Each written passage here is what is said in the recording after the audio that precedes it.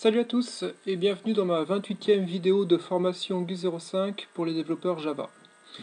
Alors, avec cette nouvelle vidéo, je vous propose de voir une nouvelle sorte d'entités qui sont les entités de type transformation. Jusqu'à présent, nous n'avons fait que des entités graphiques et il existe d'autres sortes d'entités, dont les entités de transformation. Alors, j'ai lancé Eclipse et notre petit outil Programming Tool for Java, Charlie, pardon. Et je vais vous proposer directement de créer 4 exemples d'entités qui sont des entités de transformation pour transformer du texte. En gros, on va faire de la manipulation de chaînes de caractères. Alors, ici, donc dans l'onglet Create New Entity, nous allons faire donc comme nom d'entité charlie.stringTransform.charactère.toUpperCase.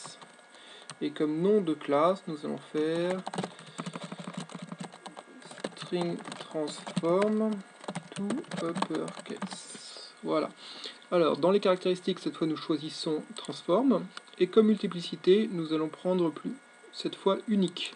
Je vous expliquerai dans des vidéos suivantes quelle est la distinction, à quoi correspond donc unique et multiple.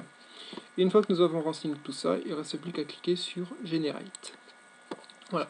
Nous allons dans la foulée créer les 3 autres entités, donc qui vont être to lowercase. Je pense que vous avez déjà une petite idée sur ce que ça va faire. Voilà. Ensuite, nous allons avoir ici invert char. Voilà, invert char.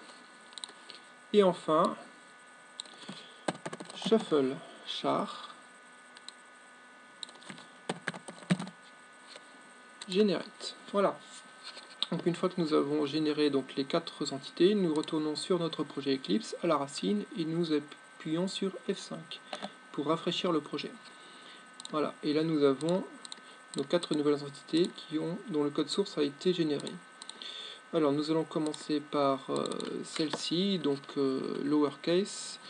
Donc là vous voyez que voilà, tout le code source a été généré. Au lieu d'avoir l'interface graphique, ici nous avons l'interface transform, qui correspond dans le code source du framework à l'interface suivante. Donc voilà, avec simplement cette méthode là, transform, que nous allons compléter ici.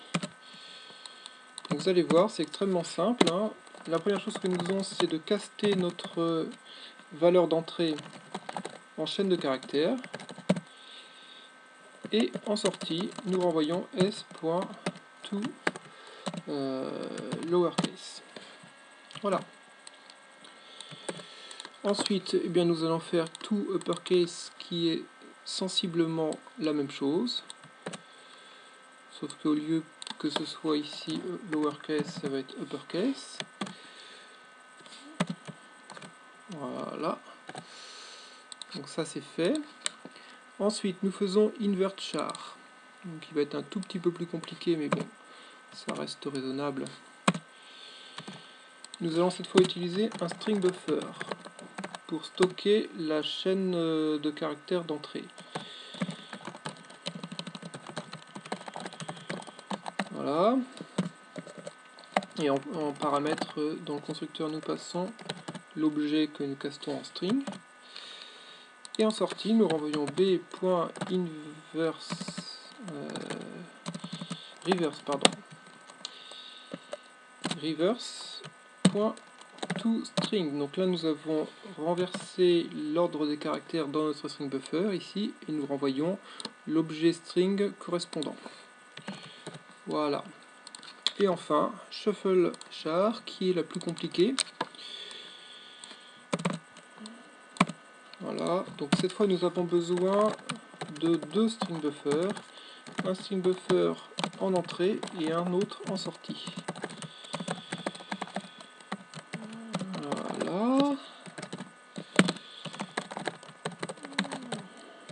Donc ça c'est notre string buffer de sortie.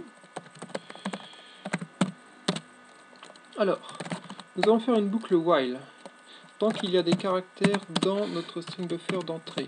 Donc la taille est positive. À ce moment-là, nous faisons int n égale nous récupérons de manière aléatoire un index dans ce string buffer. Donc pour cela, nous faisons un mat.random multiplié par int.length. Voilà. Voilà, donc ça donne en fait un nombre réel aléatoire entre 0 et 1. 0 inclus et 1 exclu, en multipliant par le nombre de caractères et en faisant un cast de int, en fait on obtient un nombre n aléatoire entre donc un entier compris entre 0 et longueur moins 1, donc qui correspond à un index aléatoire. À partir de cet index, nous récupérons le caractère associé. Voilà. Et ce caractère, nous allons l'ajouter à la fin de notre chaîne de sortie, sans oublier après de le retirer. Donc ça va être delr chat n, donc de retirer ce caractère dans notre string buffer d'entrée. Voilà. Et bien voilà, une fois que nous avons fait ça, il ne reste plus qu'à le renvoyer en sortie et le tour est joué. Voilà, donc nous avons complété le code source de nos 4 entités. Et je vous propose juste de regarder rapidement qu'est-ce qui est devenu notre fichier load qui contient donc les informations de chargement de nos entités. Et là nous voyons que donc les 4 entités que nous avons générées, donc les lignes de chargement ont été rajoutées et il y a à la fin un plus au lieu d'une étoile qui correspond donc à la multiplicité unique. Voilà. Eh bien, je vais m'arrêter là pour cette vidéo et je vous propose de patienter pour la prochaine vidéo pour voir comment nous allons pouvoir utiliser ces 4 entités. À très bientôt.